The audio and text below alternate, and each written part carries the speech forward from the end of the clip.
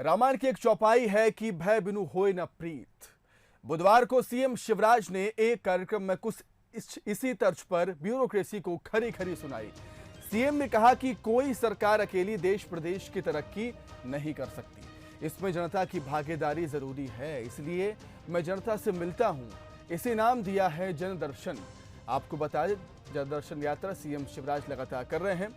वो आगे कहते हैं, कोई भी मिलने सही चीज तो जनता ही बताती है, वरना मंत्रालय में चेयर पर बैठो तो ऐसी रंगीन पिक्चर पेश की जाती है कि महाराज जय हो, चारों तरफ आनंद ही आनंद की वर्षा हो रही है। लेकिन जब जनता के बीच जाते हैं तो आनंद कितना है और कहां तक पहुंचा है, उसकी सच्चाई सामने आ जाती है। बेबाकी और साफगोई से अपनी बात कहने वाले सीएम शिवराज ने हंसी ठिठोली में ब्यूरोक्रेसी को आईना दिखाया। उन्होंने ये भी कहा कि बड़े ही नहीं, निचले स्तर के कामों पर मुख्यमंत्री की नजर हो तो काम तेजी से हो जाते हैं।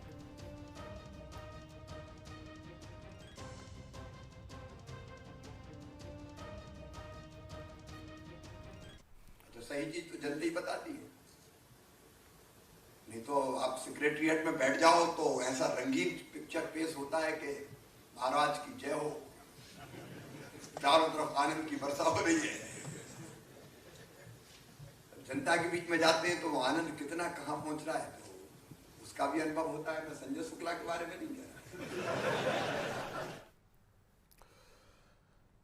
तो बुधवार को सीएम शिवराज ने कार्यक्रम में ब्यूरोक्रेसी को खरी खरी सुनाई थी। आपने सुना कि किस तरीके से सीएम शिवराज ने कहा। उनका कहना यही था कि कोई भी सरकार अकेली देश प्रदेश की तरक्की नहीं कर सकती है, इसमें जनता की भागीदारी ज़रूरी है। ब्यूरोक्रेसी की भी अहम भूमिका इसमें देखी जाती है और वो ये भी कहते हैं कि इसलिए मैं जनता से मिलता हूँ, जिसे नाम दिया गया है जनदर्शन। हम सब जानते हैं कि सीएम शिवराज जनदर्शन यात्रा लगातार कर रही हैं, जनता के बीच जाते हैं, उनकी समस्याओं को सुनते हैं और उनका तत्काल निराकरण भी करते हैं। उन्होंने आगे ये भी कहा कि कोई भी मिलने सही चीज़ तो जनता ही बताती है, जनता के बीच रहना बहुत ज़रूरी है, जनता की परेशानी जानना बहुत ज़रूरी है, जनता को क्या अच्छा लग रहा है, जनता को क्या बुरा लग रहा है।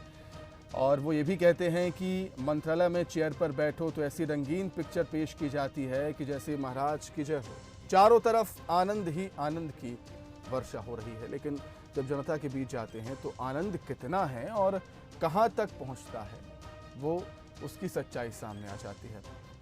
तो सीएम शिवराज सिंह चौहान के बयान के क्या मायने हैं, उसे हम समझने के लिए सीधे रुख करेंगे हमारे न्यूज़ हेड शरद द्विवेदी जी का। शरद जी, किस तरीके से देखेंगे आप सीएम शिवराज के इस बयान को? लेकिन सही बात तो कही है उन्होंने कि सरकार, अकेली सरकार देश प्रदेश की तरक्की नहीं कर सकती। सर, बहुत इम्पोर्टेंट बयान है सुमित, और तुलसीदास जी की उस चौपाई की तरफ हमारा ध्यान खींचता है कि जब भय से मंत्री, वैद्य, सलाहकार ये सब सच बोलना छोड़ दें तो राज्य के लिए संकट की स्थिति निर्मित हो जाती है। उन्होंने बहुत बखूबी ये बात कही है। और शिवराज जी अक्सर बहुत विनम्र हैं, कई बार उतने ही कठोर भी हैं। निर्णय की मैं बात कर रहा हूँ, लेकिन उनकी बुद्धिमत्ता जो है वो कई बार वो अपने बयानों के बीच में ये बता जाते हैं बहुत समझदारी से कि वो एक ग्राउंडेड पॉलिटिशियन क्यों है, वो एक जमीन से जुड़े राजनेता क्यों हैं। चौथी बार के मुख्यमंत्री हैं।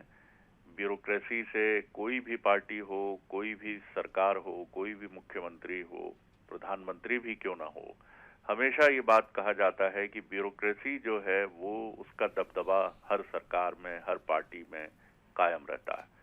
लेकिन शिवराज जी ने यहाँ जिस तरह से ये बड़ी महत्वपूर्ण बात कही है कि ये हमेशा वही बात कहते हैं कि राज्य में सब मंगल है, सब कुछ आनंदित चल रहा है, प्रजा बहुत खुश है, लोग, अवाम जो है बहुत प्रसन्न है।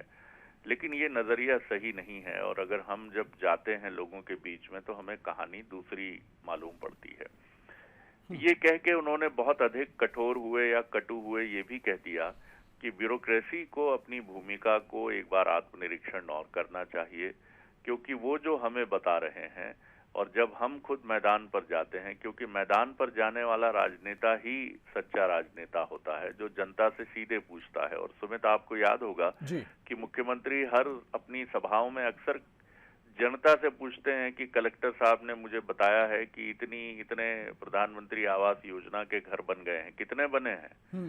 तो कई बार ऐसी भी आवाज आती है कि साहब ये जो कह रहे हैं उसमें सच्चाई नहीं है, राशन कार्ड भी नहीं बने हैं, हमें राशन भी नहीं मिल रहा है और हमें जो बेवा पेंशन है वो भी नहीं मिल रही है। तो फिर मौके पर वो कार्रवाई करते हैं, क्योंकि जैसा अभी हमने देखा था कि उन्होंने बुंदेलखंड में एक जगह मौके पर ही सीएमओ और एक सब इंजीनियर को निलंबित करने के आदेश दिए थे। तो ये बहुत महत्वपूर्ण बात है, लेकिन इसका मैकेनिज्म ये तो हुआ समस्या, समाधान के लिए भी बढ़ना होगा कि आखिर क्या हमारे कुछ कॉन्स्टिट्यूशनल। बिल्कुल बिल्कुल सर, आपने ठीक बात कही है और यही वजह है कि जनता से इतना कनेक्ट करते हैं वो। चरण जी, हमारे साथ रिटायर्ड आईएएस अधिकारी RLS यादव जी जुड़ गए हैं, आप उनसे कुछ सवाल करना चाहें? सर आपका बहुत स्वागत करता हूं बंसल न्यूज़ पर। जी धन्यवाद। बिल्कुल, बहुत स्वागत के साथ यादव साहब, सवाल ये है कि ये पहले मुर्गी आई या अंडा, उस तरह की बहस की तरह ये सवाल है। उमा जी कहती हैं कि कई बार जो पॉलिटिशियंस योग्य नहीं होते हैं वो अपनी अयोग्यता का ठीकरा फोड़ देते हैं ब्यूरोक्रेसी पर। दूसरी तरफ से इस तरह की बातें भी सामने आती हैं कि ब्यूरोक्रेसी को जिस तरह से सामने आना चाहिए वो सामने नहीं आती है। क्या अंग्रेजों के जमाने से चली आ रही हमारी ब्यूरोक्रेसी को और ज्यादा, मैं माफ कीजिएगा ये नहीं कह रहा हूं कि वो अकाउंटेबल नहीं है, वो बहुत ईमानदारी से अपना काम करती है, लेकिन क्या हमें कुछ कॉन्स्टिट्यूशनल प्रोविजंस की और नैतिक कदमों की भी आवश्यकता है? देखिए, डेमोक्रेसी की ब्यूटी ये है कि जो जनता का प्रतिनिधि होता है वो जमीन से जुड़ा होता है, वो सड़कों की धूल खा के सामने आता है, वो जनता की समस्याओं को जानता है। पहली मुझे बड़ी खुशी हुई मुख्यमंत्री के शब्द सुनकर कि हमें बड़ी रोजी पिक्चर दिखाई जाती है सचिवालय में और जब ग्राउंड पर जाते हैं तो वैसा नहीं है। मेरा तो अनुभव ये है कि जितनी बड़ी बड़ी योजनाओं का हम की घोषणाएं करते हैं वो गाँव पे जाइए तो वो बहुत कम दिखती है। तो ये बहुत आवश्यक है कि डेमोक्रेसी खूब फले फूले, नेता बहुत योग्य हो, चाहे ना हो, जनता से जुड़ा हुआ जरूर हो, क्योंकि वो जनता की समस्या सरकार के सामने, ब्यूरोक्रेसी के सामने ला सकता है। तो ये बड़ी अच्छी बात उन्होंने कही और सभी नेताओं को जनता से जुड़ा होना बहुत आवश्यक है। यादव साहब, मैं इसी सवाल को इस तरह से आपके सामने रख रहा हूं। आप डीजीपी जैसे महत्वपूर्ण सर्वोच्च पद पर भी रहे, छत्तीसगढ़ में भी अहम भूमिका आपकी रही, मध्य प्रदेश में भी आपकी भूमिका रही। एक एसपी है, क्या उसका वार्षिक मूल्यांकन होना जरूरी नहीं है? निजी क्षेत्र के एक कर्मचारी की तनख्वाह तभी बढ़ती है जब साल भर में उसके प्रदर्शन का मूल्यांकन होता है, उसी के आधार पर उसकी तैयारियां होती हैं। इसी तरह क्या ब्यूरोक्रेसी का योजनावार महत्वपूर्ण जनता से जुड़े जो कार्य हैं उनसे जुड़ी योजनाओं से सीधे कहीं ना कहीं क्या हमको कुछ इस तरफ नहीं बढ़ना चाहिए? मैं फिर कहूंगा कि ब्यूरोक्रेसी बहुत जवाबदेह है, लेकिन हमें उसे और प्रमोट करने के लिए कुछ नए नवाचारी प्रयोगों की जरूरत है क्या? इसीलिए सिस्टम है एनुअल कॉन्फिडेंशियल रिपोर्ट लिखना, ACR जिसको कहते हैं, लिखने का। उसमें ये जितना भी एक अफसर की कारगुजारी है उसका मूल्यांकन उसके सीनियर अफसर एक नहीं कई करते हैं। पहले जैसे SP का DIG करता है, कमिश्नर लिखता है, IG लिखता है, DG लिखता है, कई लोग मूल्यांकन करते हैं और उससे छट के आ जाता है कि योग्य है कि नहीं। अब ACR यदि सरकार लेवल पर किसी को पढ़ने की फुर्सत हो तो उसे मालूम हो जाएगा कि अफसर कितना योग्य है या अयोग्य। तो वैल्यूएशन हमेशा होता है। इसी तरह कलेक्टर का भी वैल्यूएशन होता है, ACR लिखी जाती है। ये सिस्टम बना हुआ है कि हर ब्यूरोक्रेसी के अधिकारी की वार्षिक ACR लिखी जाती है और उसके कार्य के मूल्यांकन। यादव साहब, आप कहीं इस तरफ इशारा कर रहे हैं कि ACR पढ़कर अब ना अधिकारियों की पदस्थापना होती है, ना उन्हें महत्वपूर्ण पोस्टिंग देते समय उनकी ACR पर तवज्जो दी जाती है। बिल्कुल सही कह रहे हैं। मेरा यही उद्देश्य है कहने का कि ACR देख के उनका मूल्यांकन करके ही उनको उनकी योग्यता के अनुसार पोस्टिंग देनी चाहिए और ACR का महत्व बढ़ाना चाहिए। हर अधिकारी को मालूम हो कि उसकी जो कारगुजारी है वो सरकार की निगाह में है, वो कितना अच्छा काम करता है, कितना अच्छा काम नहीं करता है। क्या आप इससे भी सहमत होते हैं कि ACR को क्यों ना पब्लिक डोमेन में भी साल में एक बार रखा जाए, जिससे जनता भी जान सके कि उनका पब्लिक सर्वेंट, क्योंकि कलेक्टर और एसपी सीधे ग्राउंड के ऑफिसर्स होते हैं, तो लोग भी ये जाने कि उनके अधिकारी कितने योग्य हैं।